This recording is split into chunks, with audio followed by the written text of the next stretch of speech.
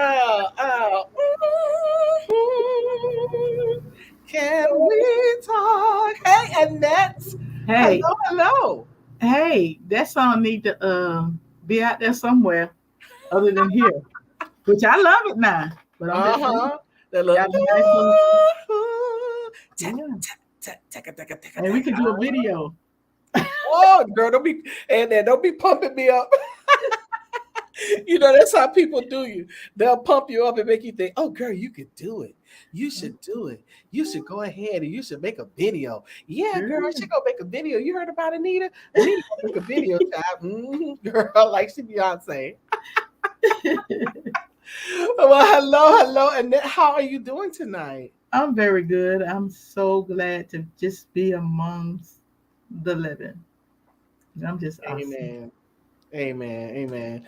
And hello, movers. For those of you who are tuning in with us, I don't know if how our Florida people are doing, but we are definitely praying for you all. But hello to our movers.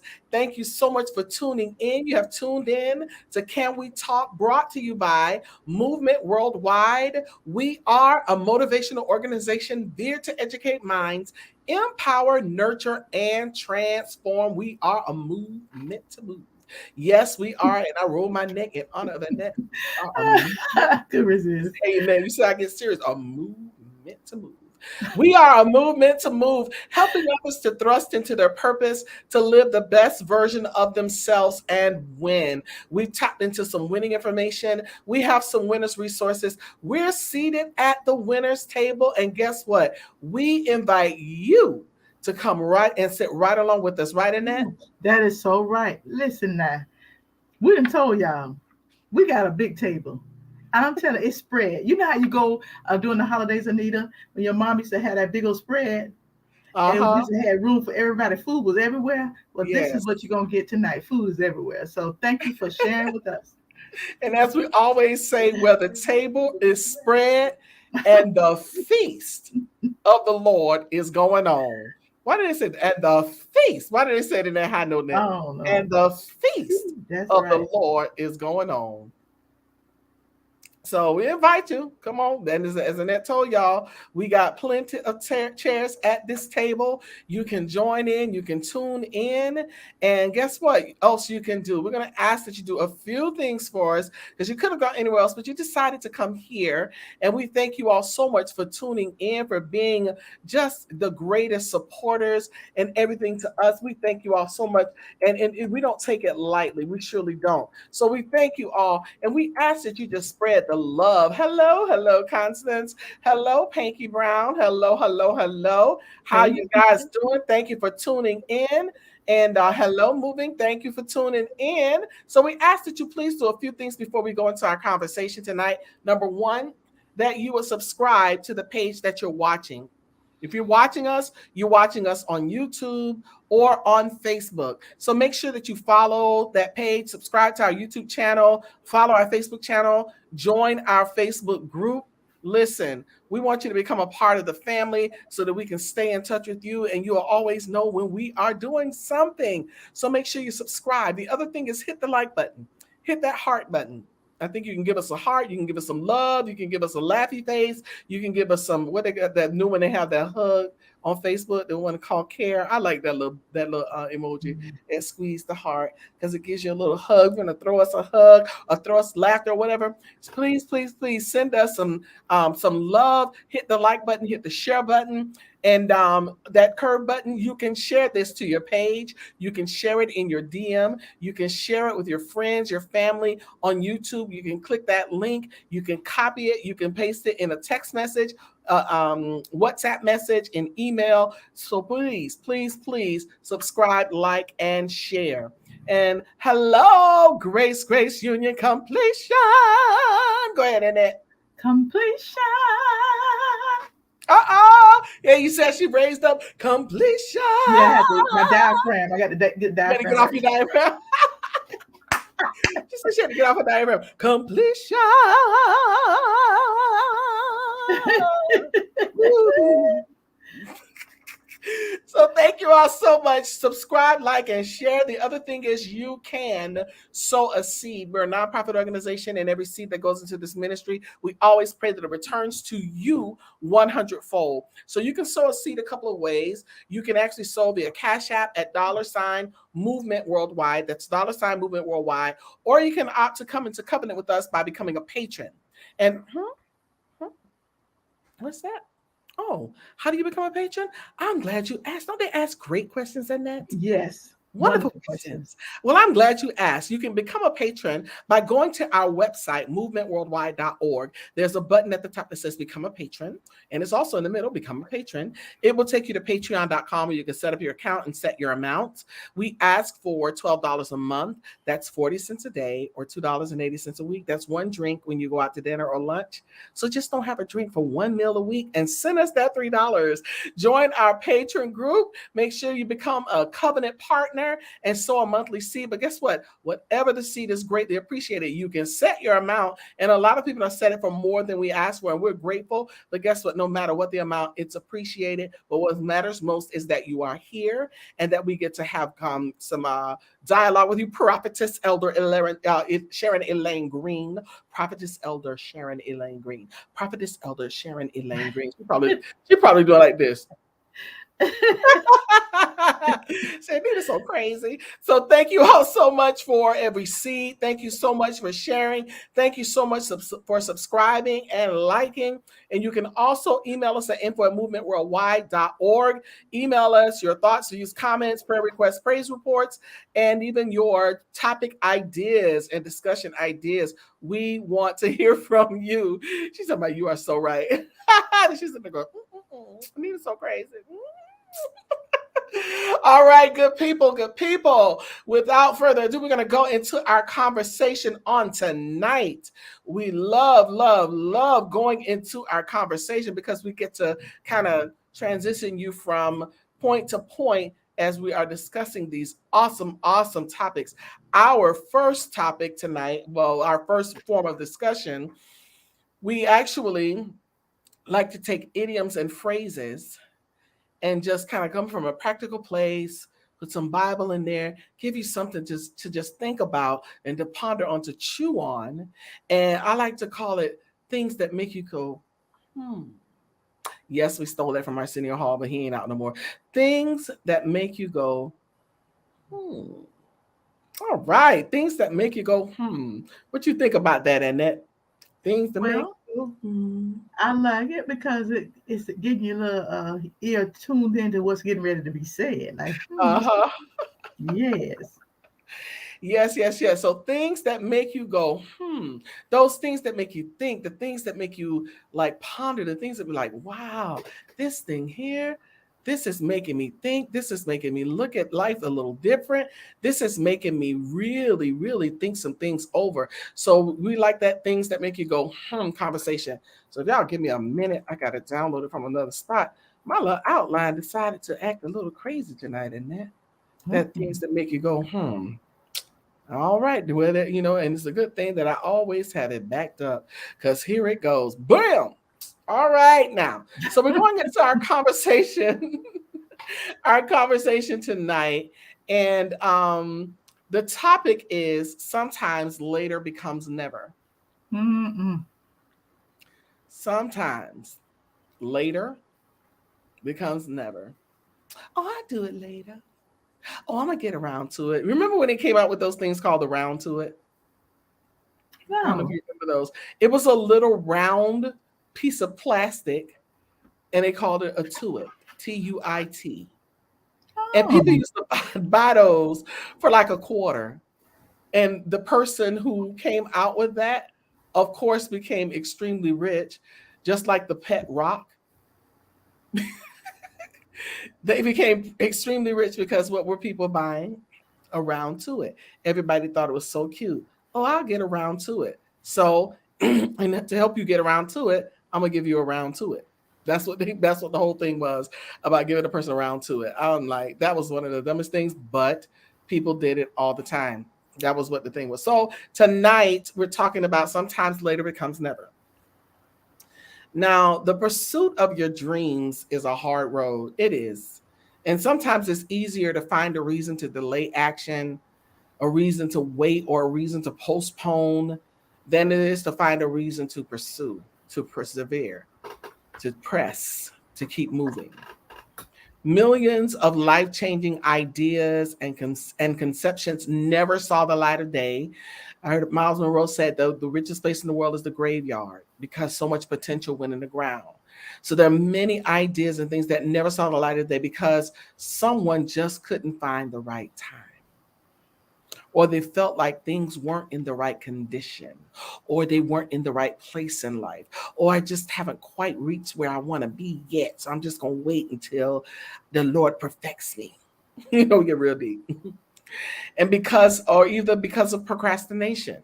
You keep putting it off, you keep putting it off, you keep putting it off. I'm going to do it, I'm going to do it, I'm going to do it, I'm going to do it, I'm going to do it, I'm going to do it, I'm going to do it. You never do it. And then we love to blame it on God with this popular phrase, and that I'm going to mess some people up. I'm waiting on God's time.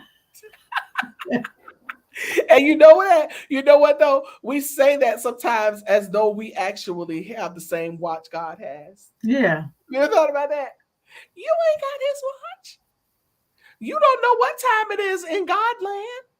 You know what time it is here, but you don't know what God's timing is. You don't. And that's a lot of times we think we got it. We think that we can kind of figure God out. And I'm just waiting, or we just deepify it because we heard people say it so much. And there's so many things that we'll say that we hear other people say, and we think, oh man, that's true. Now that's true. And you don't even remember where you heard it. I remember somebody got into a big old argument with a pastor about, where does it say in the Bible, God grant me the serenity to change the things I cannot change? No, man. No. Not in the Bible. No, it's not in the Bible. Mm-mm. That is not a passage of scripture. That's a quote. Oh, I thought it was in the Bible. It's not in the Bible.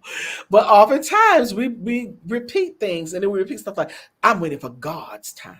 I'm waiting for God's time. And yes, God's timing is perfect. And I'm going to go there. I'm going to teach y'all something. And that the old people say, I'm going to learn you something tonight. I'm going to learn you something. So we act as if we're wearing the same watch that God wears. Now I heard someone say there's no right time. When we're looking for the right time, there is no right time. All you need is time.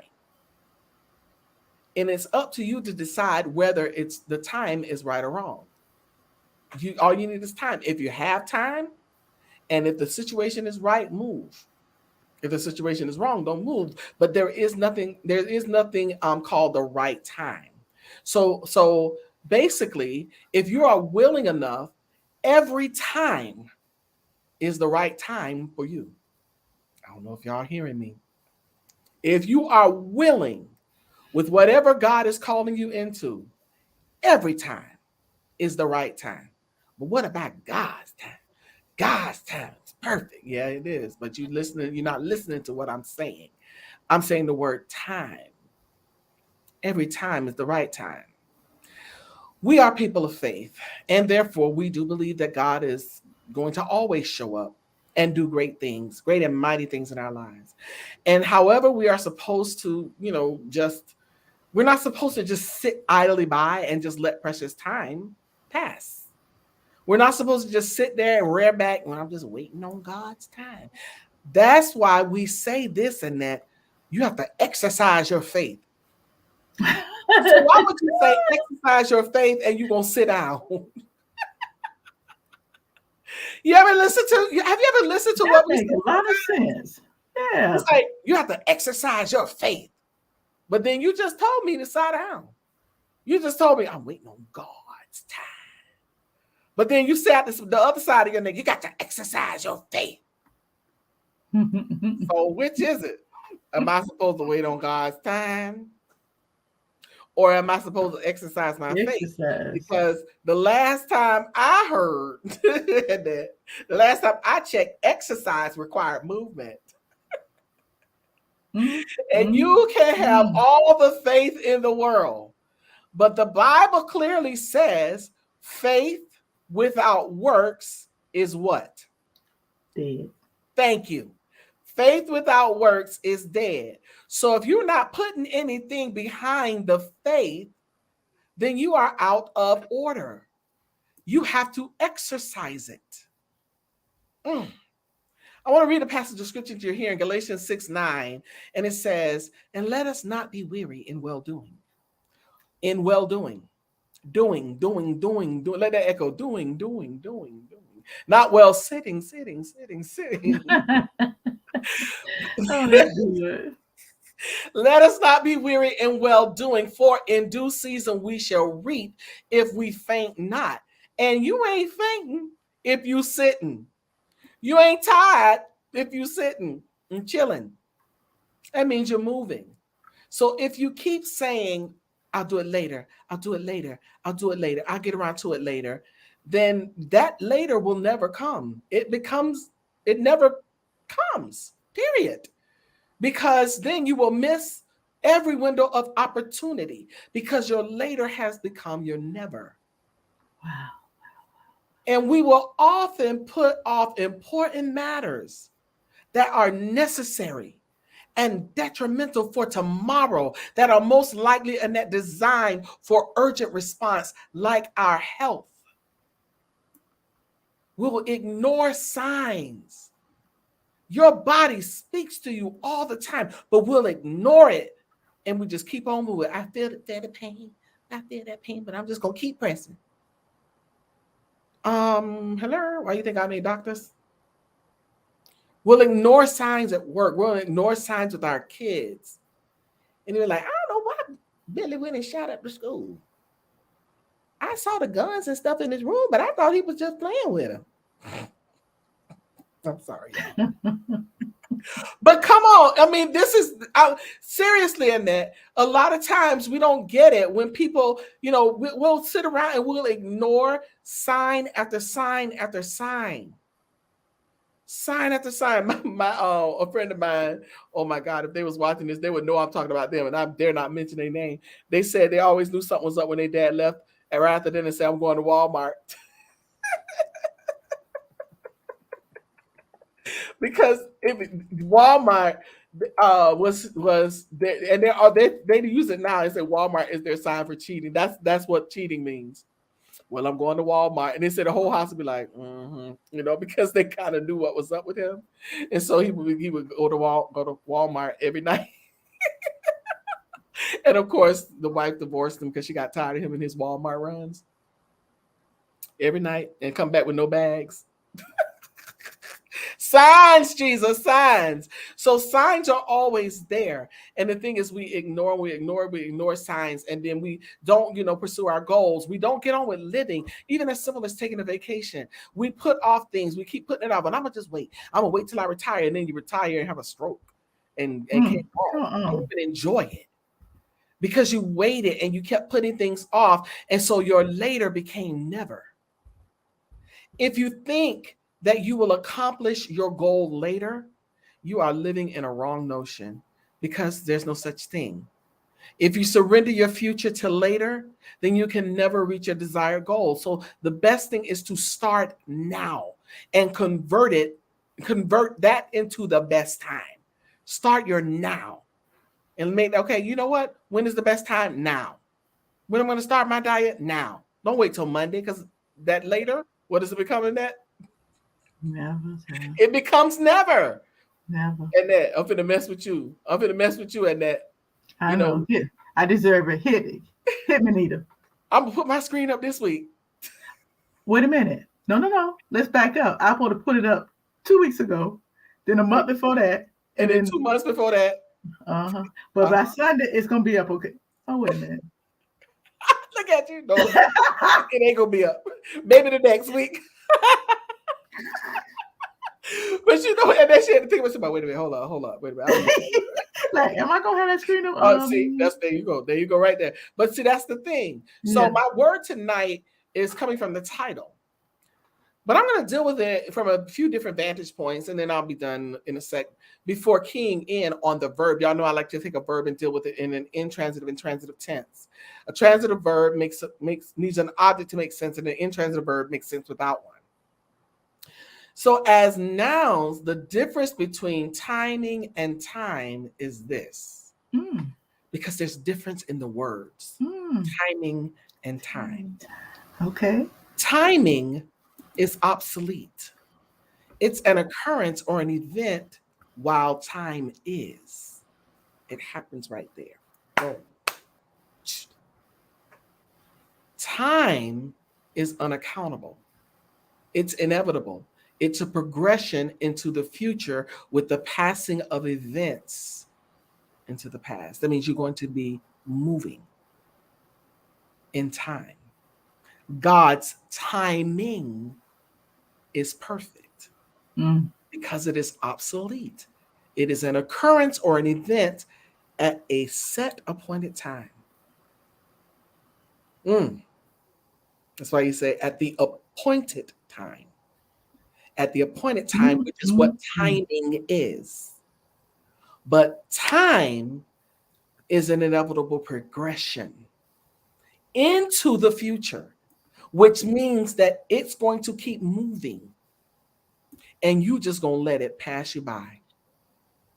So exercising your faith and making moves with what you have is not operating out of the will of God. You are operating with time. He gave you time, and only He knows how much inevitable progression into the future that you have. Only He knows the passing of present events into the past, because once today is gone, it's gone. He knows how many of those you have, but He knows the occurrence of the event that He has set up for you. He knows His timing. So here's the word in the verb.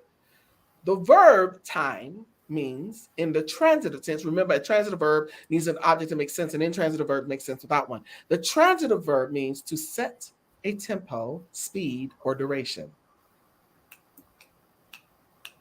You set that tempo. You set that speed.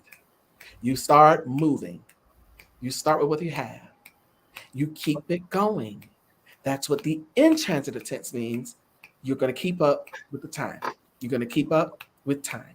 You're going to keep up with time. Why? Because there's one thing that keeps moving, whether you do or not, and that's what, Annette? Time. Mm-hmm. But we'll continue to put off what we need to do now for later. And sometimes your later becomes never. Boom. That is the transformational topic.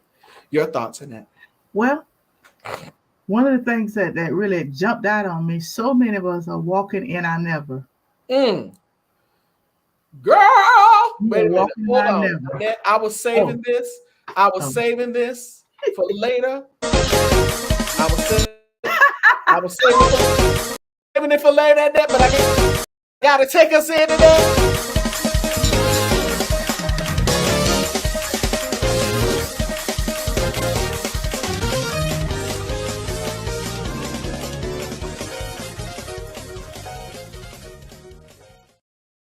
I love it. I was saving it, but you just said something. Some of us are walking in our what? Never. We're walking in our never Yeah. because we missed our times. Our time. We let time go. Yeah. We are living in never. So we bask in it. We glorify in it. Some people love it. They like to say, well, I was going to, but it's always an excuse. I'm the queen of excuses. I ain't got no excuse for the green screen. It's right over here.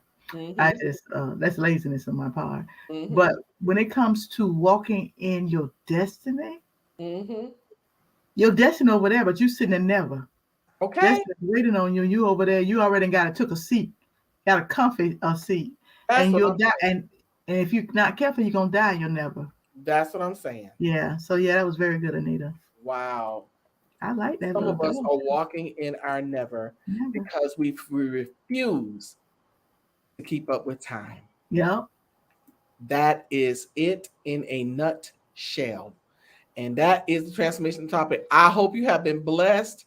And listen, I think we need to like make sure we send this video out to some people who may have missed tonight and tell them specifically you need to watch the transformational topic because it was definitely profound. And with that being said, Annette.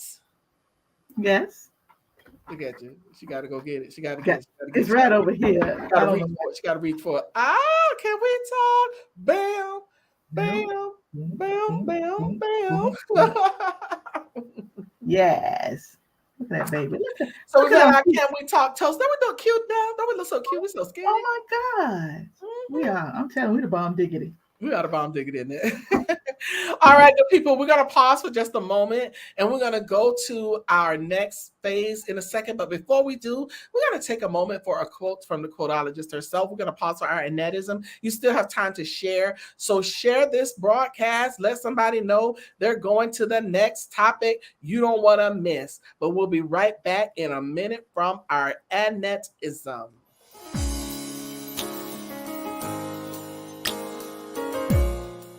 I want to tell you a story about a beautiful little girl who lived in a small town and didn't know much about the world. At 14, she got pregnant and married the baby's father. Their relationship was so tumultuous. She asked herself, why should I even bother? There was so much spiritual, physical, and mental abuse, more than she could handle. But she looked at the face of her baby and said, I'm a mom now. I gotta carry this mantle. 2 years later, another child was born. She said, baby girl, I got you, for we must carry on. One night, the abuse was so great, she had to grab a knife. She said, if he hit me one more time, I am going to end his life. But immediately God said, don't take something that you did not give. He said, I promise you, I will make sure that you will be able to live. So she grabbed her kids and all she could carry and walked to the door. She stopped, turned around and told him, I can't do this anymore. She and the 2 kids went on and started their life anew with many ups and downs. God kept her. She was one of the few. One day there was a knock on the door. She answered, who could it be? The man's voice answered and said, you don't recognize my voice? It's me. Her ex was at the door. He said, please forgive me for the way I treated you. I forgave you a long time ago and pray that you will forgive me too. Now she was able to see the promises of God manifest in her life. For he told her, daughter, you will live, for my son has paid the price. And that little girl was me. This is Annettism's expression.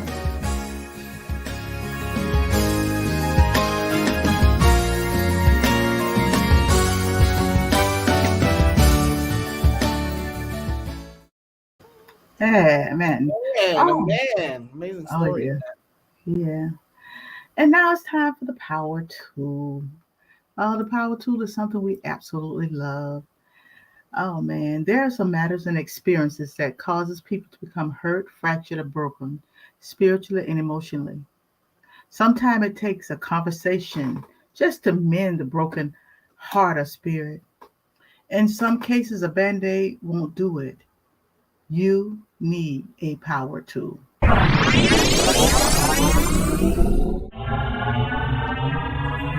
Power tool.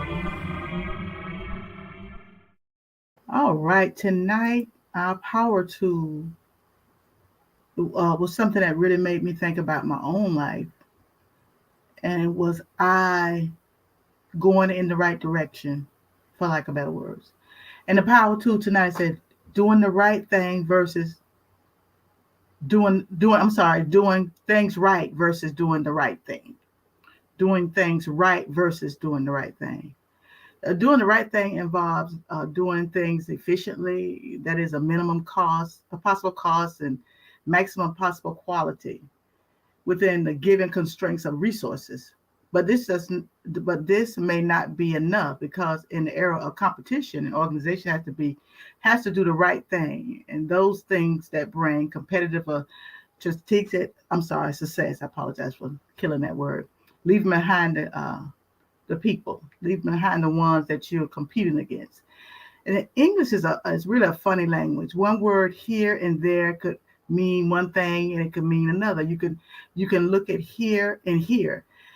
Here is H-E-R-E. Here means that I'm here. H-A-R means that I can hear with my ear.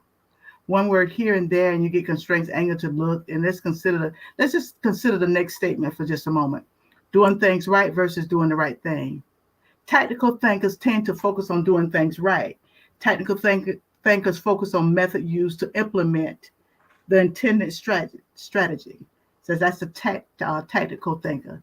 And the other thinkers are concerned with doing the right things. And in other words, the overall plan to achieve what you need to do. So if you do something right, but it's wrong, but if you, let me say this again, if you do something right, but it's wrong thing to do, your efforts is futile. If you do the right thing, but you do it wrong, you still fail.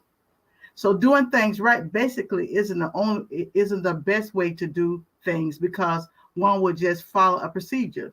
While as doing the right thing generally aims to identify and modify a situation. If something is wrong, doing the right thing can make wrongdoers wrong things being done. In many cases, doing things right is just another way of taking the easy way out. We try to do the right thing, but is it really the thing that we need to do? Let me say that again. In many cases, doing things right is just another way of taking the easy way out, of focusing on the short-term goals.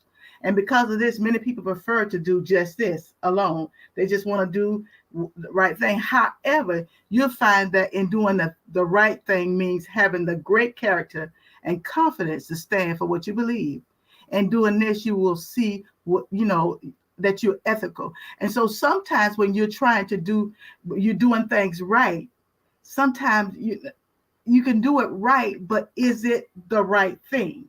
I can do a thing right, but is it lining up with what God has called me to do? I can go to the right place, and it may be right, but is it right in God's eye? So we have to determine is it doing the things right versus doing the right thing. So I can take a thing, and I have a situation, and I use this. I raising my children. I was doing when I was raising my kids, I was trying to do things right, but I really wasn't doing the right thing. I thought at the time that I was providing food and clothing. I was doing the things right. I was making sure that they ate, but then I failed doing the thing right for them because they needed more than food. They need more than clothing. They needed a relationship with me. I needed to teach them more about the Lord. So we have a choice to make, and the choice we make defines that we are really doing the right thing. So again, let me make sure you understand what I'm saying. Doing things right versus doing the right thing. You can do things right, but it is the thing that you're doing right, the right thing. If you understand what I'm saying, I can do things right. I can line up right. I can lay stuff out. It's like I can do the right thing as far as being an usher. I know I don't have the right temperament. You know what I'm saying? So do those things right. It has nothing to do really with lining up with doing the right thing. I'm doing these things right because at the time especially when I was working with kids, when I was at my former church, so I was doing things right, but it wasn't the right thing for me to do. You see, I was doing it because I was, we didn't have nobody else to do it. And it was a good thing to do, but it was not the right thing for me to do. So I want to make sure y'all get what I'm saying. So you may be doing some great things. You may be doing great exploits. You may be building an organization. You may be doing a lot of things, but you need to question sometimes, I'm doing things right or am I doing the right thing? Because you can do things right, but it's not the right thing. So I've done some stuff prime example, it's almost like I watch a lot of shows where people are singing and I'm thinking like, wait a minute, you may be doing what you think is right, but it's not the right thing for you. Right. And so in other words, we'll do things that's right, but it's not the right thing. And we end up hurting ourselves more than helping ourselves. And so this is why so many times I do understand church hurt and I do understand things happen, but sometimes even in church, we're doing things right, but it's not the right thing that we're supposed to do. So you can be wonderful, you can be great, you can, people can love you. And that's what I believe personally, because in my own life, I was so busy doing things right that I didn't realize that I wasn't doing the right thing. And so, and when I look back over my life and I begin to think like, wow, no wonder I was frustrated. No wonder I was aggravated. In the last few years of my job, I was doing things right, but I wasn't doing the right thing. It was time for me to leave. I showed up every day. I did 37 years. I had plenty of time, but I was doing things right. And I was still frustrated. I was doing things right. And I was still aggravated. I was doing things right. And I couldn't sleep at night. I said, God, what am I missing? Because I was doing things right. But God said, no, you need to do the right thing. So once I learned how to do the right thing, doing things right came easy. Come But when on. I'm trying to do things right and it's not the right thing, then I lived through some years of frustration. And I understood, even when I got this together and I tried to slow down so it makes sense what I'm saying. I realized when I was putting this together that my real issue was, for so many years I was doing things right. But I wasn't doing the right thing. I wasn't doing the things that God had called me to do. And so that was my struggle. So in your walk, make sure, even though I know people are clapping, applauding you building this, but is it the right thing? I'm not telling people to walk away from nothing. I'm saying take an inventory of your life and try to figure out, am I doing the right thing, or am I in the vein that God called me to be in? And so where I am now, for so many years, I was good. I did the right thing, but now I'm in the right vein. So I know I'm doing the right thing the right way. So I'm doing the right thing. While I'm doing the right thing, I'm doing things right, because now I'm lining up with the right thing. So doing the things right can come so much easier for me because I'm doing the right thing. So that was that's it. I want to share the scripture. This was a tongue twist. I got to get this out. James 4:17 says this. Therefore, to him that knoweth to do good and doeth it not, to him is a sin. So we got to learn how to do the right thing, because sometimes, again, doing the right thing is not always the right thing to do. Mm-hmm. So, yeah. You know what? And I really get that. And it is it's a really strong play on words, Yes. because I have been there. I mean, when you started breaking it down, it was like, oh, that's what it was. Because, it's only right to do blah, blah, blah. So I was doing things right. I was going, I was serving, I was working, and I just stayed there. But to the point that when I got messages and words of prophecy to move, I didn't make a move, because no, I was doing things right. But Anita, hello, and he sent a person 6 months later with the same exact word. You are out of place. It wasn't the right thing. Yeah. And I had to get to the right thing because it was already in me to do things right. Mm-hmm. That is powerful. Thank you for that. Yeah, I had to really, because it's a tongue twister. Yeah, But when it's you really think about it, Anita, mm-hmm. we all do the right. We all doing things right, but are we Right. doing the right thing? Exactly. And that is Exactly. what It's power like to. you're doing everything you thought but I've been praying, I've been believing, I've been fasting, I've been before the Lord, I've been believing and holding on to my faith and not giving up and blah blah blah. What is it the right thing? If you're doing things right, then it's one or the other. It may not be the right thing. Yeah. That's crazy. Woo! God is so good. I just love it. I get like I'm feeling Bishop on me now. Woo! Bishop. All right, good people. We're going to transition away from the power tool now. I love the power tool. We've had 2 vantage points of our conversation, and now we're getting ready to go to the fun stuff. Yes, yes, yes. We're going to my favorite part of the night. Yes. And you still have time. You can still get somebody to come in. So please share. We're going to take a quick break and go to commercial. We'll come right back. Make sure that while we're going that you share, and then you let somebody know they're getting ready to go to the fun. Say it just like that. They're getting ready to go to the fun part. Oh. I know y'all think I'm crazy tonight, but that is what we do on Wednesday. It is about having fun, so don't judge me. All right, good people, we'll be right back. Don't go anywhere, share, and we'll see y'all in a few minutes. Walk into your God-given destiny with power and conviction with Power Walk Sunday. Each and every Sunday at 10 a.m. live on multiple platforms.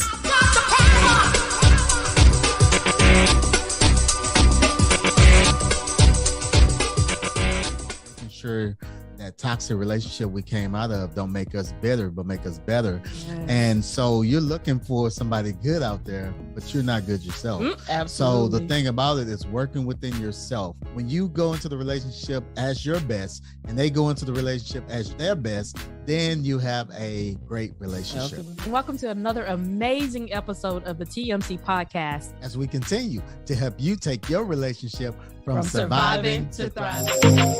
TNT, that's Tuesday Night Talk with Annette L. Anderson. Every Tuesday night at 9 p.m. live on multiple platforms. Go where you can soar.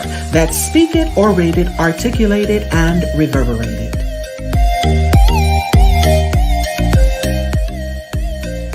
When we eat well, we live well, and all will be well. Go to elbwell.com, join the journey, and take your life back. If you don't have your copy, get yours today at Amazon.com. That's Living Life One Quote at a Time by Annette L. Anderson. Helping us grow spiritually together. Tired of the fluff and puff of playing church? Ready to be a powerful vessel? Ready to work the word? Join Connie Green every Tuesday at 7 p.m. on Facebook Live. And we're here every Wednesday at 7 p.m. live with Can We Talk? Your co-hosts, Annette L. Anderson and Anita Faye Wilson, with Tea Time Topics, where we discuss trending subjects and current events. You can also discuss these with your Can We Talk coffee mug. Email us at info@movementworldwide.org. They're $15, and that includes shipping. Make a donation via Cash App at $Movement Worldwide, or go to our website, click the Patreon button, and sow a seed of $12 per month. That's 40 cents a day. Whatever the seed, it's greatly appreciated. Be sure to follow us on all platforms. Click the notification button, subscribe, like, and don't forget to share.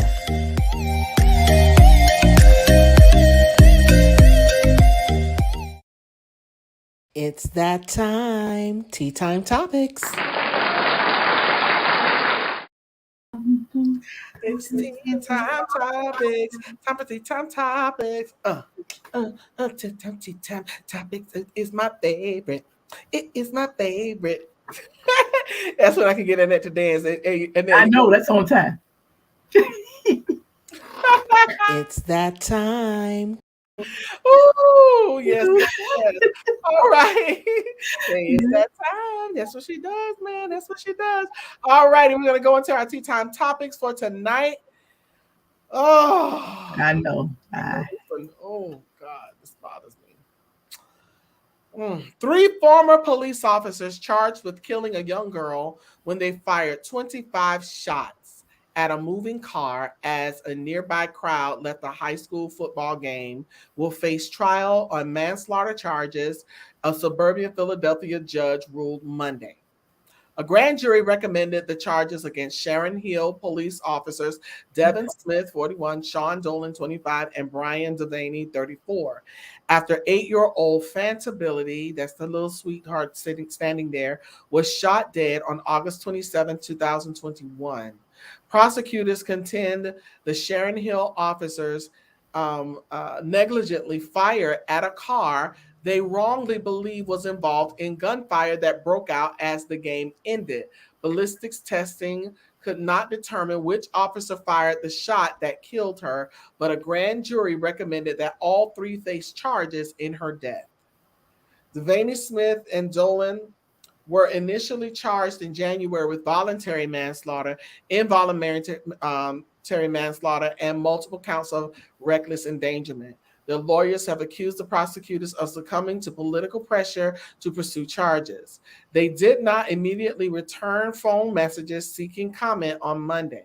The officers told investigators they thought the car driving towards them was the likely source of the gunfire, prompting them to return fire. Billity had attended the game with her mother and older sister, who was also shot but survived. Oh, Jesus. Her family, who belongs to a community of immigrants from Guyana, described her as a sweet child who had a smile for everyone. The officers were later fired by the Sharon Hill Council, a small borough near Philadelphia International Airport. Delaney was not wearing a body camera at the time, while Dolan and Smith did not turn theirs on. Yeah, go figure. The chaotic scene unfolded after two teens got into an argument and exchanged gunfire outside the Academy High School stadium. The officers returned that gunfire, firing their weapons toward a car they believe was involved in the initial gunfire, striking the car and the people in the crowd leading the game. Investigators later determined that the women in the car were not responsible for the initial gunfire. The district attorney initially charged the teens with murder over the child's death, but those charges were later dismissed.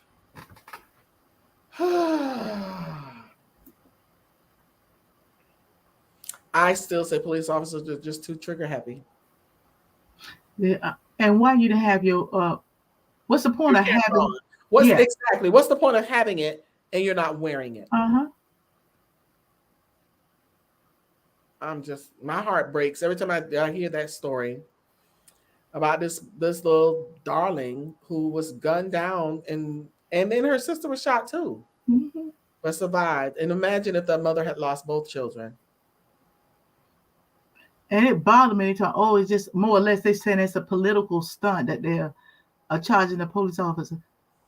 So, but somebody died. A little girl had nothing to do with that. Stunt? It's not a stunt. What's the stunt? You fired negligently. You negligently fired 25 shots. Yeah. You could have killed far more people. Sure could have. And innocent teenagers who were in a car. You could have killed them. Crazy. But it's the world we live in, Annette.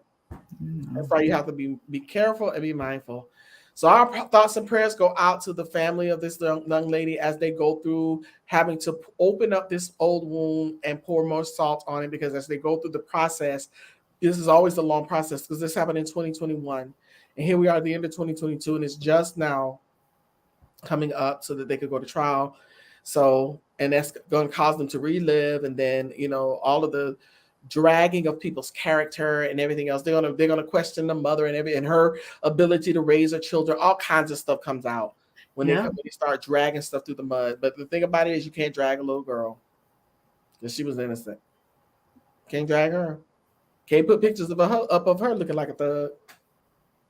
Can't do that. And paint the picture as though somehow. Whatever. You can't do that. She was like baby. She didn't get a chance to live. Crazy. All right. I'm done off my soapbox. Come on, fellas. Take us to the next one. I don't have a sound for this one tonight because it just breaks my heart. Take us to the next one. Moving. We keep it moving.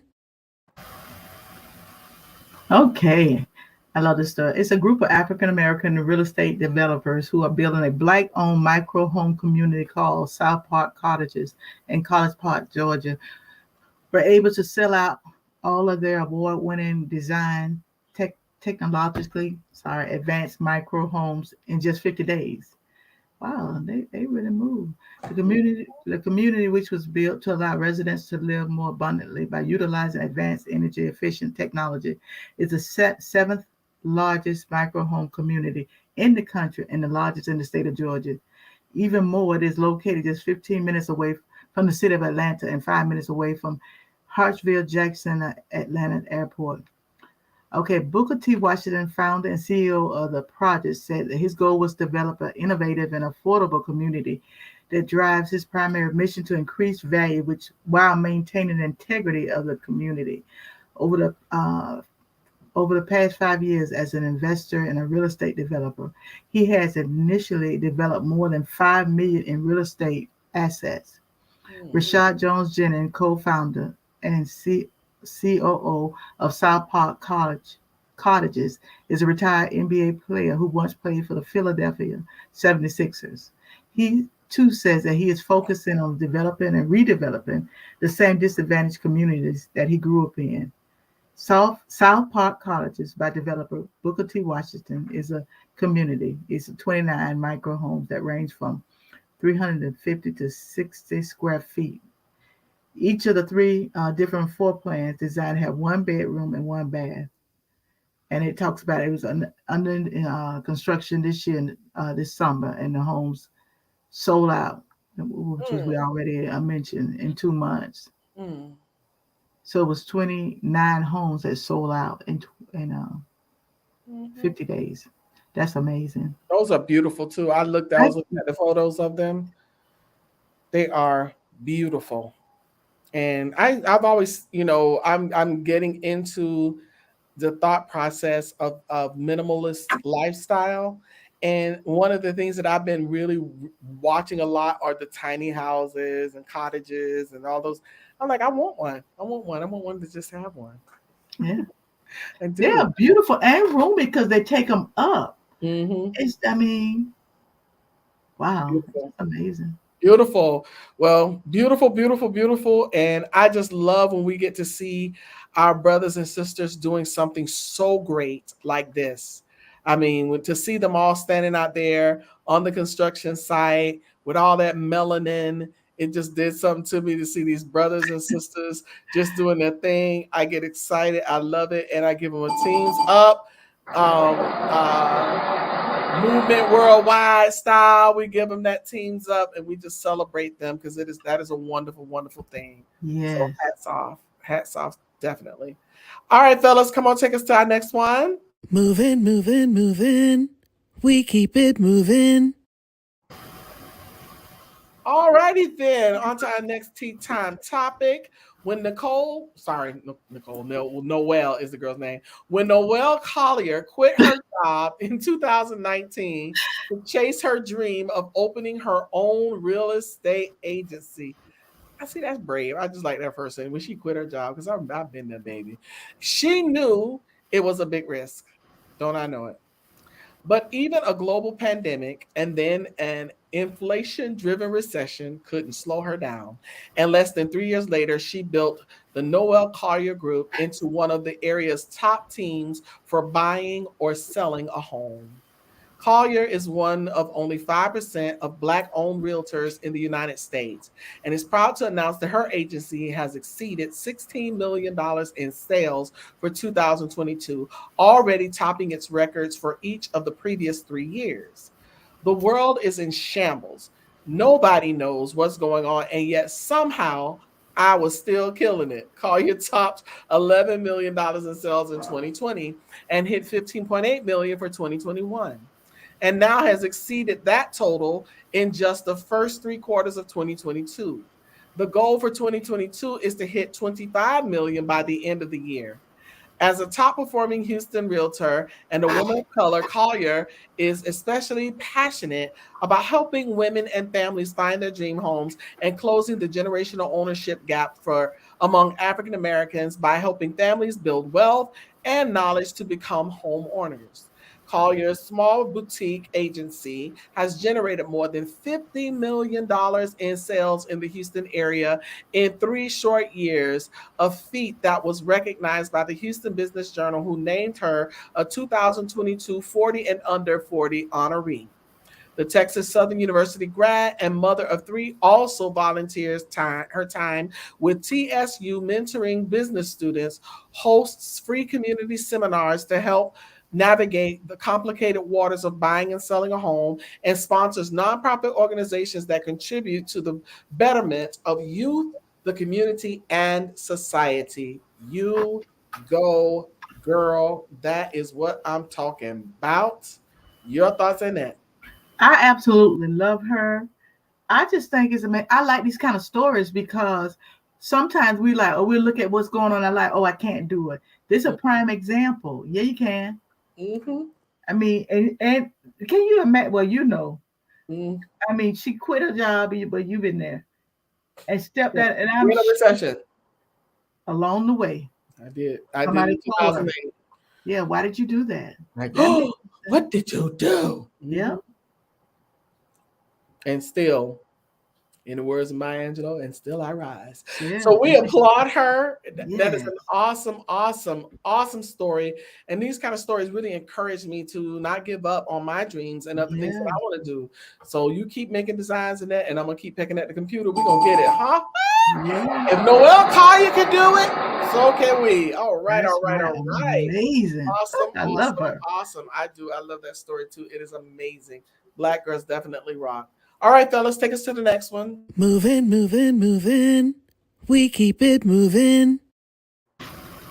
Okay, good story. Stacy Woodson, a registered dietitian, food activist, and HBCU graduate from Philadelphia, Penn, has partnered with her 10-year-old daughter, Paige, to write and release Grow, Eat, Repeat, a love letter to Black Eyed Peas, a beautiful children's book that centers on the beauty of Black culture by displaying the intimate relationship between generations of family, Black history, and their garden. An educational and inspiring read that is sure to invoke appreciation for growing your own food. I thought about you with this, Anita. Mhm. The new book aims to illustrate the beauty and value of growing your own food, especially Black eyed peas. Written to nourish the mind, body, and soul by exploring nutrition, science, family, and Black history, while artfully highlighting the special bond between daughters, their mothers, and their gardens. Stacy and Paige enjoy gardening, yoga, and frolicking in their nature. The new book caters to readers that grow or wish to grow their food and those interested in nutrition. Stacy Woodson, MSRDLDN, is a dietitian and entrepreneur. She's a counselor, speaker, and author on the topics of nutrition and wellness. And it goes on to say Stacy is the author of Delicious and Nutritious series, which teaches about nutrition and healthy eating while representing and affirming children of color. Grow, Eat, Repeat, a love letter to Black Eyed Peas, combine whimsical, oh Lord, I don't know what that word is, while celebrating diversity and multi-generational tradition of growing food. This heartwarming story is the perfect addition to any library or classroom as it entertains and inspires young readers to have a deeper appreciation for the many gifts provided by Mother Earth. And it goes on. It talks about Stacey is a registered dietitian that believes all people should have access to nourishing food and culturally sensitive nutrition education. She is also a proud graduate of Hampton University. She also earned her Master's of Science in Clinical Nutrition from New York University. All And right. this is Miss Stacy Woodson and her daughter Paige. Awesome, awesome sauce. Of course, you know I love that. That's I know mine. you, yeah. You know, because I love to grow food. I love to be able to be in charge of my own nutrition. So, and it's great to see her instilling that in her child and just sharing that with society for her children. And that word was whimsical alliterations. Okay. I I know got the word. it was too many things back to back. Yeah, I just kept right on I don't moving. know how hard it is because when I jack up a word, sometimes I just skip them. I don't even say nothing. And then at least you slow down. I don't even slow down, I just skip it. I don't say it in my mind. I like if I can't say it, keep it moving. Oh my God. I saw a lady on TV one day. They were spelling the word machine, and she had to guess what the word was, and she kept going, McKinney, and it was, and she was a doctor. So sometimes your brain just don't work. I remember one time I saw the word fuchsia on paper. I could not sound it out. I did not know what that word was. I was like, I don't know what that is. It was fuchsia. I'll come in and keep it moving, child, please. Come on, amen. When your brain is like 5 and 6 decades old, it starts to do some things differently. But anyway, but we applaud her and her efforts and the wonderful work that she's doing. Black Girls Rock. We love it. We love it. We love it. It is amazing. Yes, it is a great story, and we do love it. All right, fellas, come and take us to the next one. We're winding down here. Moving, moving, moving. We keep it moving. Alrighty. Let's see, where am I? Where is it? Okay. For the first time in history, Black veterans are getting a monument to acknowledge their service and contributions in the United States military. I'm going to let that sit for just about a second. 5, 4. Yeah, now you see me counting 5, Yeah. 4, 3, because it hasn't happened. 2, 1. And I don't understand as much as we've done in this society. The African American Veterans Monument was unveiled Saturday in Buffalo, New York, to honor Black veterans and active duty military service members, both past and present. The monument serves as a permanent marker recognizing the contributions of African Americans who served in the Army, Navy, Air Force, Marines, and Coast Guard. The event came 2 days after the anniversary of the preliminary Emancipation Proclamation, a document issued by President Abraham Lincoln on September 22nd, 1862, that set a date for the end of slavery. Jonathan Casey, the concrete monument is made up of 12 Black pillars stretching 10 feet tall and 3 feet wide. The pillars are chronological order, marking the 12 wars Black soldiers served in, from the American Revolution in 1775 to the current war on terrorism. The spacing between pillars is also significant as it represents the times of peace between one war and the next. Visitors to the monument will have the opportunity to purchase a commemorative brick which can be placed in the ground around the pillars with details of living service members and those who have died engraved on them. Madeline Scott, who serves on the AAVNM committee, said it is rare that successful military efforts from Black military units like the Buffalo Soldiers and the Harlem Hellfighters are recognized and taught in schools. She said she hopes the monument will shed light on their service and contributions. This monument serves as a source of pride to the generations of African Americans who served this country with honor, but often returned to civil life without the support given to their veterans and opportunities afforded to others, she said. And that is so true. Yeah. Came home and got beat up on buses. Some of them came home and got killed and all kind of other foolishness, but they were good enough to fight in your wars, but not good enough for you to take care of them after they did it. So, yeah. Yes, I'm salty. Yeah, I said it. But we do applaud the efforts of this. This is a great thing. Annette, your thoughts? Yeah, I see so many when I read, people, oh, you're just, well, you're always having these stories, different stories. It's dividing the country. No, it's like I talked about woke is a prophetic word. Mhm. This prophetic, people woke, and it's time, it's past time, because people were not being acknowledged for their contribution. They come back and fight a war, but you tell them they can't drink, they got to go to the color fight.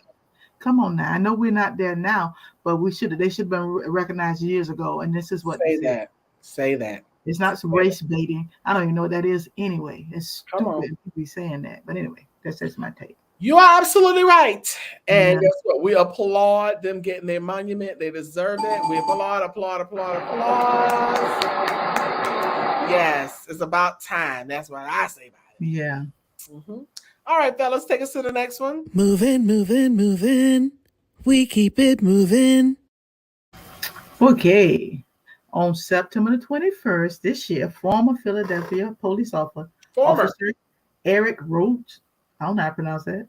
I'm just going to call him Eric Jr., was found guilty by a jury for voluntary manslaughter and possession of an instrument of crime for killing of Dennis Plowden, who was unarmed after a pursuit, December 27, 2017. They take a long time.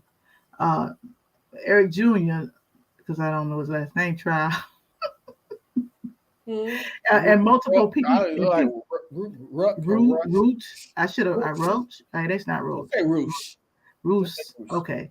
Multiple PPD officers and Mr. Eric himself testified that Dennis Plowden's inability to immediately remove his right hand from his pocket justified his shooting, as police officers are trained that the hand you can't see is the hand that can hurt you.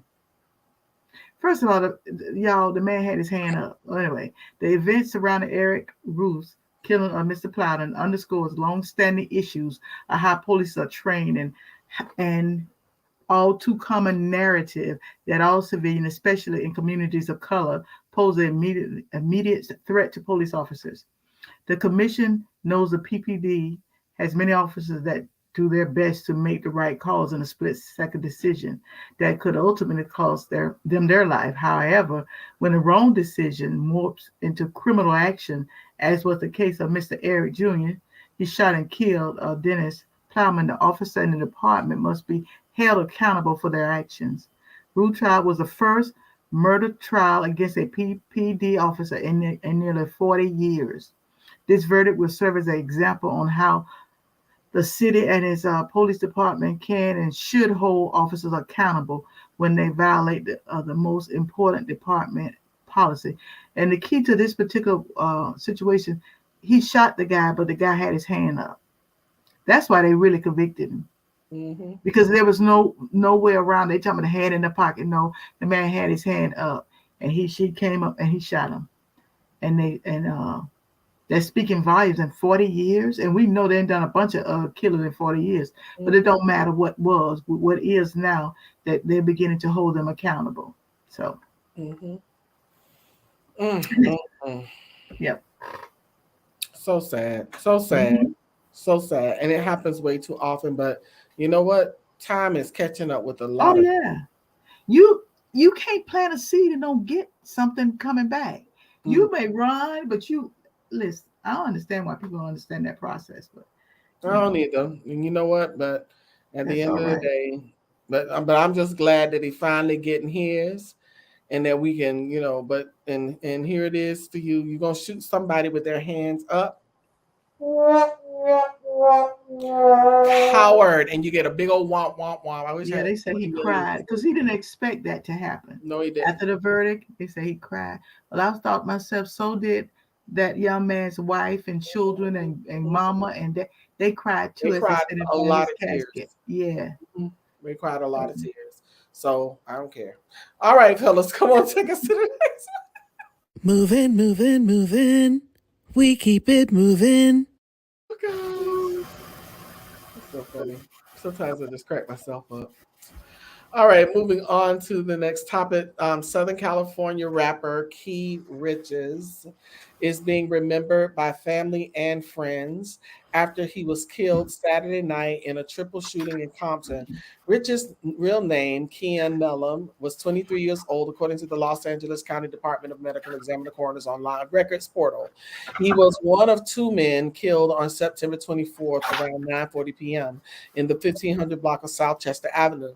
Los Angeles County Sheriff Department deputies responded on the scene after receiving a call of shots fired. Deputies found two men suffering from multiple gunshot wounds, the Sheriff Department told local TV station KTLA over the weekend. The men were declared deceased at the scene. An unidentified woman was transported to an area hospital by ambulance where she is said to be in stable condition. The second man who died was identified as 29-year-old Robert LaFleur Jr. The coroner's office listed the place of death for both LaFleur and Mellum was on the street. Autopsies for both men are pending. Law enforcement urged anyone with information on the shooting to contact Los Angeles County Sheriff's Department Homicide Bureau. Riches grew up in Compton in February 2021. He did an interview with Los Angeles radio station Real 92.3. He told the station he was working on new music. He had a clothing line and recently hosted a toy drive and Easter egg hunt for local children. My first actual toy drive, it was my own idea. It was just something I wanted to do because it was something that I had never seen before, he said. Adding that he and his friends paid for the toys and they gave away, just wanted to do something for the community, he said. Rich's death came just 2 weeks after Philadelphia rapper P&B Rock was fatally shot inside of Roscoe's house of chicken and waffles in southern Los Angeles. Now, as of tonight, P&B Rock's killers have been found. Oh, okay. Yeah, they have been caught. So yeah, that literally just happened within minutes of us coming on this, and it's sad because these, it's that lifestyle just, I don't understand why they don't see sometimes how some of the way you carry yourself and display yourself in that particular genre of music in some cases, because in a lot of cases it's not. In most cases it's not. Then there's very few who carry themselves with that like kind of thugged out mentality, and then they want to carry a gun as if because PNB Rock had a gun. They want to carry a gun as if that's gonna stop another gun. It's not gonna stop another gun. Somebody's still gonna get killed. Somebody's baby gonna be in the ground, and it's just ridiculous. And they go around with all this jewelry, all that's what PNB Rock had on, all this jewelry. And and you telling everybody where you going. Well, yeah, I'm at Roscoe's Chicken and Waffles. It's like you might as well say, come rob me. And it's sad that we live in a society where there's no regard for life, that you'll just go and take the lives. I mean, in this case, there were 2 lives lost, and PNB Rock, his life was lost. So that's three young men in a matter of a couple of weeks. That's 3 funerals for 3 mamas of young boys, and that I these know. boys' brain wasn't even finished developing.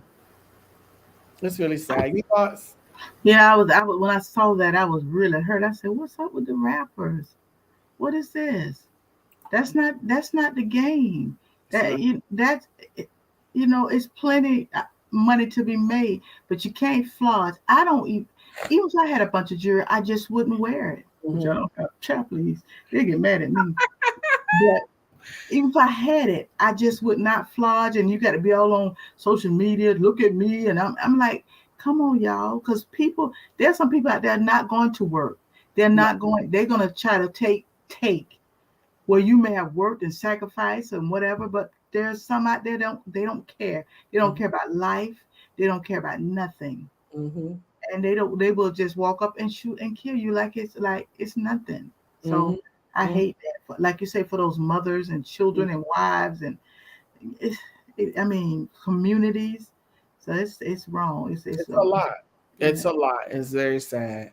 So our hearts break, and our thoughts and prayers go out to the families. Mm-hmm. That's where we can leave that one. All right, fellas, take us to the next one. Moving, moving, moving. We keep it moving.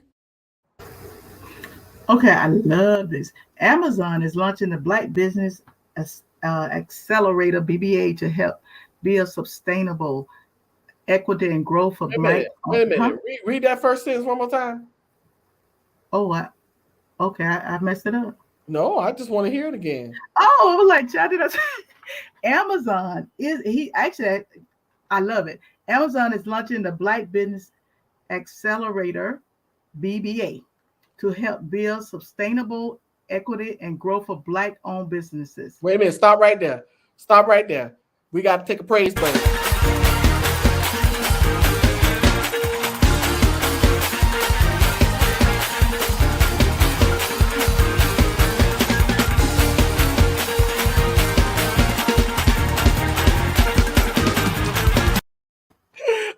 Yeah. Hey, I'm up there kicking and knock my light off. And then, because you know what, we don't get these moments often. So we got to get it while we can. You feel me? Yeah. Go ahead and finish. Okay, the initiative, which targets barriers to access opportunities and advancement, created by people say don't exist, systematic racism across America, was created in partnership with other Black employee network and a coalition of strategic partners. The BBA aims to drive economic equity for Black entrepreneurs, providing them with resources to thrive as entrepreneurs and business leaders. We are inviting Black business owners to explore and participate in this initiative, which provides financial support, business education and mentorship, and marketing and promotion of their brands and products as third-party sellers in our store. Black entrepreneurs have less access to capital, mentorship, and growth opportunities. They are also significantly underrepresented in retail, according to U.S. Census Bureau. Only 6% of U.S. retail business have a Black owner, even though Black Americans represent 14% of the United States adult population. Black-owned businesses have been impacted by the COVID-19 pandemic, according to the U.S. House Small Business Committee. This is why we are committing, okay, $150 million over the next 4 years to help thousands of Black entrepreneurs reach hundreds of millions of customers and become successful sellers on Amazon. Wow. Third-party sellers on Amazon, also all of whom are small and medium-sized businesses, represent only 60% of product sales in our store and saw record sales growth in 2020. We would like more Black-owned businesses to enjoy this success. Amazon's BBB will provide access to financial assistance, strategic business guidance, mentorship, and marketing and promotional support to help both current and aspiring Black small business owners grow their businesses and maximize the opportunities of selling on Amazon. Okay? It's about time. Connie said something. Let me put her comment back up. She said, considering how much Black people spend on Amazon, this is long overdue. Yeah. And it's like, but and the thing was, that's why I know I threw you off and I said, read that again. So wait a minute, I messed up a word. Yeah,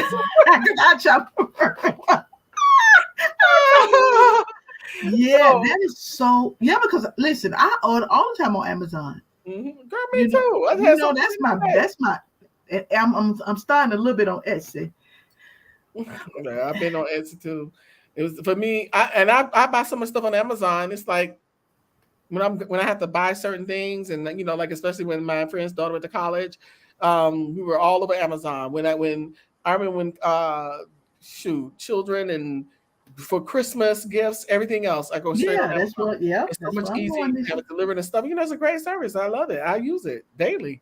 Almost. I got stuff in my cart now. I keep stuff in my cart. Like, me too, Anita. I might go back and get this later. Say save for later. Girl, I be having to save for later. Save for later.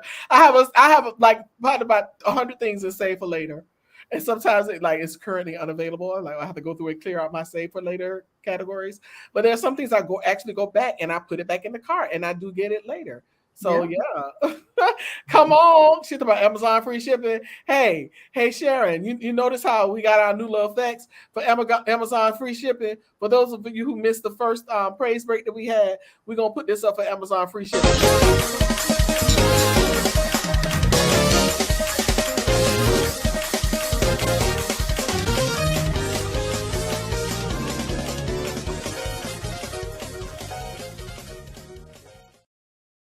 That's how that free shipping have you going.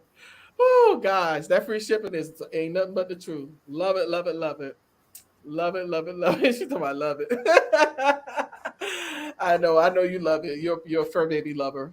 So you love the fur baby getting a shout on. Then when I think about Jesus and all he done. All right. So that was good though. We applaud that. We applaud for doing that. It's about time. And it's that's great. I love it. I love it. And you see what they say about systematic racism. I don't care how much you deny it. Some people deny it is what it is. Come on, it's what it is. Yes, it is what it is. What Nat said again? It is what it is. It is what it is. What it is. What it is. So if you get it right, what it is. I was still that. All right, fellas, take us to our last one. Moving, moving, moving. We keep it moving. All righty then. We'll come to the last topic of the day. I like no curls on the side of her head. Oh, she got a little bit right now. Fannie Barrier Williams was an educated political activist and women's rights advocate who worked for advancement opportunities of African Americans. She also, especially for a social and educational reforms to improve the plight of Black women in southern states of the U.S. Barrier, was born to Anthony and Harriet Barrier in Brockport, New York on February 12, 1885. February 12th. Oh, she born 3 days after me. The family of five was one of very few Black families in the community. Despite their minority status, they were well respected in Brockport. Aspiring to become a teacher, Barrier was the first African American to graduate from Brockport State Normal School. Brockport State Normal School. Wow. Now Sunny Brockport in 1870. She was 15 at the time of her graduation. She better do it. Barrier and her siblings did not experience much overt discrimination growing up in Brockport. Besides being one of the few Black families in the neighborhood, the Barriers were the only Black at their family church, the First Baptist Church of Brockport. As a social activist and orator, Williams spoke out on the discrimination towards both Black men and women. She wrote extensively on the current position and potential progression of African Americans in education, religion, and employment. Many of her writings were published in the New Woman of Color the collective writings for Fannie Barrier Williams, 1893 through 1918. Williams spoke at the World's Columbian Exposition in 1893. That's when my grandmother was born, where she voiced concern of the lack of representation of Blacks and the significant social and cultural event. Later that year, she helped found the National League of Colored Women. In 1896, I keep wanting to say 19. In 1896, Williams was involved in the creation of the National Association of Colored Women. She also helped Daniel Hale Williams, no relation, establish Providence Hospital in Chicago in 1891. I keep wanting to say 19. We're coming up to a 19 now that she did. Williams contributed to the cause of women's suffrage as recognized when in 1907, she was the only African American selected to eulogize Susan B. Anthony at the National American Women's Suffrage Association Convention. Fannie Barrier Williams continued to support women's rights until her death on March 4th, 1944. She died in her hometown of Brockport, New York. All right. Yeah. Beautiful. I love her hair though too. And then, those pin curls. I used to wear pin curls back in the day when they were like really popular. Like they became popular like in the 90s. They came back because of course they were out long before us.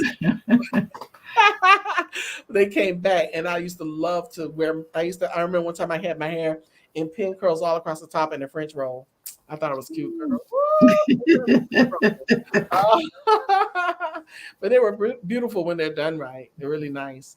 All right. So that's a great story. I love that story. I think it's very powerful for us to learn some of these things in our history. We have some people doing some very prominent things that we never hear about. And we appreciate you, Annette, for finding this stuff because I'm intrigued every single week.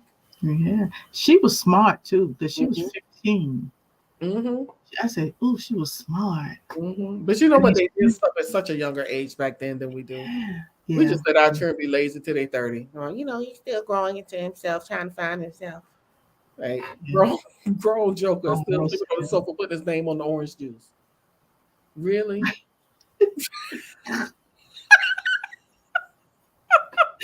Oh boy. That struck a nerve in that. Because I've seen, movies and stuff. Like, you was grown, Ted. Why you still home with your mama, young man? Still trying to find himself. He's still, he's trying. He's doing good though. He got a job. He's been doing good. He's been doing good lately. But I applaud her. We're going to give some love to Miss Sandy for all of the accomplishments that have followed down through history, all of the doors that are open.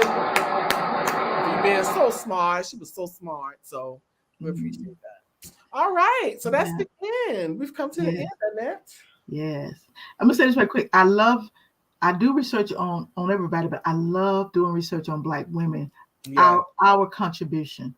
Because even with the men, they did talk some about the men, but women, they just. I know women got swept under the rug. Yeah, and it was so always the man. Finding out. You are right in that. We know a lot about men, but we know very little about women. But thanks to Can We Talk, thanks to Movement Worldwide and our very own Annette L. Anderson, you are learning about the women. Yes, I love that. And she is bringing it to your plane, and she ain't holding it back. She's doing what she needs to do. Oh my God! Yes, she's doing what she needs to do, y'all. Oh my God! No. Oh my God. I love it. I love it. All right, good people. We've come to the conclusion. Thank you all so much for tuning in. And before we leave, please don't go anywhere before we give the wonderful announcements, because I want y'all to hit this in your hearing. We want you to do a few favors for us. There's a few things, just a couple of things. Please, the video you're watching, please subscribe to that channel. Make sure you subscribe, make sure you like, and make sure you share this broadcast. It will still be up. And tell them they need to go and watch that Transformational Topic, because it's the bomb. And that's the one in the beginning. But yeah, they'll scroll through and see Transformational Topic. Okay, that's it. And they might watch, they might not. But please subscribe, like, and share anyway. The other thing is that you can sow a seed. You can sow a seed into Movement Worldwide via Cash App. Our Cash App is $ Movement Worldwide. Again, $ Movement Worldwide. Or you can opt to come into covenant with us by becoming a patron. And you become a patron by going to our website, movementworldwide.org. Click the red button. It'll take you to patreon.com, where you can set up your account and set your amount. We ask for $12 a month. That's 40 cents a day, $2.80 a week. One drink at the table at Denny's. So when you go to Denny's, IHOP, a Red Lobster, or whatever y'all eat, Outback, I don't care. I go to Cheesecake Factory with $5. So when you go out and have a drink, I went to Houston's the other week with some friends, and my drink was $4. So for a drink that you and at Houston's, they give it to you in the little bottle. Yes, for ginger ale, they come out with the little bottle, not the refill from the fountain. The little bottle for $4. That little teeny one, the cute one, that shit like that, $4 for that. Exactly, right? So hey, why not give that drink a week to Movement Worldwide? That's all it is. So give us, hey, come into covenant with us. That's a covenant partner, $12 a month. Most of our patrons set up their account for more than we ask for, and that's greatly appreciated. But guess what? No matter what the amount, we appreciate anything, but we appreciate your presence, ENCE, more than we do your ENTS. Your presence. It's wonderful to get the gifts and the seed, but it's more important to us that you're here and you share and you let others know, because we want to sow a seed into your spirit and we want you to win. That is why we're here. So please, sow a seed, become a patron. You can also follow us everywhere you see that globe that's above Annette's head. See that little globe over there? Right there. Follow us everywhere you see that, Movement Worldwide. And you can also email us at info@movementworldwide.org. Your praise reports, prayer requests, your thoughts, views, comments, your topic ideas, discussion ideas, please send them all to us. We want to hear from you. info@movementworldwide.org. And guess what? Now, without further ado, I like to go through the calendar because we have a lot going on all week. Yes. You can catch us on a lot of different occasions. So we start off our week with Annette L. Anderson, who graces us with her presence from her organization entitled SOAR. You can find SOAR at AnnetteLAnderson.com. That's AnnetteLAnderson.com. And her organization SOAR spreads her wings and soars over several different other entities. Yes. So one of the entities that she graces us with her presence with is on Tuesday nights at 9 p.m. And that's TNT. That's Tuesday Night Talk, where we take flight and soar. That speak, orate, articulate, and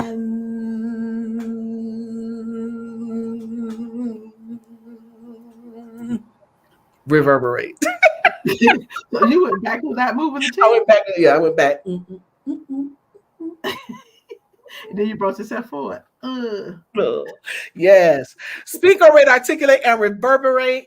Please join us every Tuesday night at 9 p.m. live on this platform, Facebook and YouTube. Then on Wednesdays, come right back here for Can We Talk, where we let down our hair. We just have a great time, great conversation. Look, just come and support a sister. Come support a sister. Look at your neighbor. Say, neighbor, come support a sister. Come support a sister. Why am I looking like I got a neighbor? My neighbor not talking to me, neighbor. You're supposed to look at me in that, neighbor. Oh, okay, sorry. Where are you? Oh, yeah. Neighbor. Yes. You got to turn all the way. That's Other side. Turn all the way. Now look at me, neighbor. Neighbor. Uh-huh. Why you sitting? Why you follow me? Why you follow me in the rabbit hole? Meet us here every Wednesday night, 7 p.m. for Can We Talk. We have 3 vantage points of our conversation. We start off with the transformational topic, those idioms and phrases that just make you think, those things that make you go, Yeah, we started from Arsenio Hall, but he's not out anymore, so we got it now. The things that make you go, And then we go to the hard to have conversation, the difficult conversation, the kind of tough conversation, make you face yourself in the mirror conversation, the sweeping under the rug conversation with the power tool. Yes, we have that conversation here, the power tool. And then we go to the fun stuff, the news, the good, the bad, the ugly.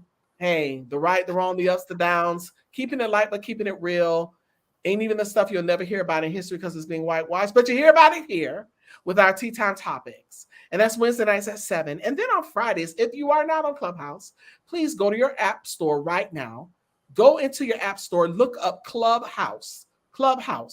Download the Clubhouse app. Set up the Clubhouse app, just like you did Facebook and Instagram and everything else where you post your pictures. Just set up the darn app. Just set it up. Look for me and Annette, Anita Faye Wilson, Annette Anderson. You'll see our pictures. You'll know it's us. Look for us and look for the Movers and Shakers room and join that room. But if you can't find it, if you can't figure it out, I don't know how to use it. I'm just technologically challenged that we got you covered. Bam! You can text the word movers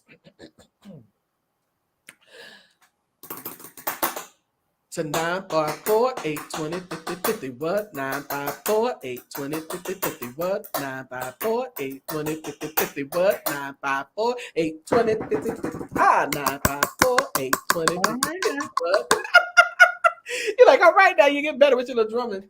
So you can text the word movers to 954-820-5050, and you'll get a link right into the Clubhouse room on Friday nights at 8 p.m. And then on Sundays, meet us right back here on this platform, Facebook and YouTube, live 10 a.m. Sunday mornings for Power Walk Sunday, where we inspire and motivate you to walk into your God-given destiny with power and conviction. Where there is always, say always, Annette. Always. Where there is always a word for you. Your last thoughts? We want to thank you so much for joining us. And Anita brought an awesome word. Sometime later becomes never. Don't be like me, spend so much of your years in the never. We have to understand that we got to work because never got a whole lot of people.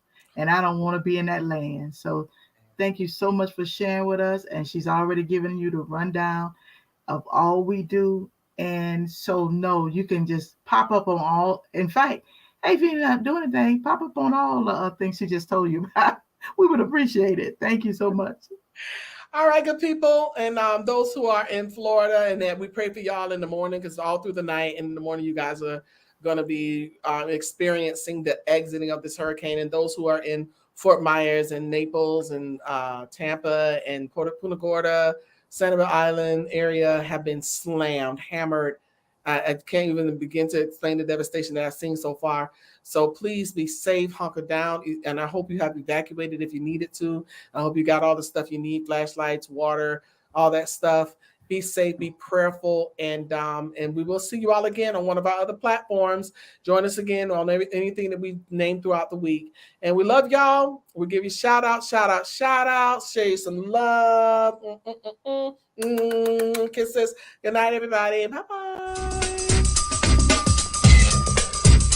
Walk into your God-given destiny with power and conviction with Power Walk Sunday.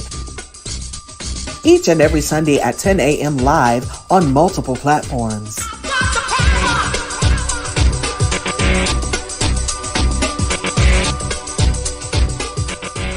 Making sure that toxic relationship we came out of don't make us bitter, but make us better. Yes. And so you're looking for somebody good out there, but you're not good yourself. Absolutely. So the thing about it is working within yourself. When you go into the relationship as your best and they go into the relationship as their best, then you have a great relationship. Welcome to another amazing episode of the TMC podcast. As we continue to help you take your relationship from surviving to thriving. TNT, that's Tuesday Night Talk with Annette L. Anderson, every Tuesday night at 9 p.m. live on multiple platforms. Go where you can soar. That's speak it, orated, articulated, and reverberated.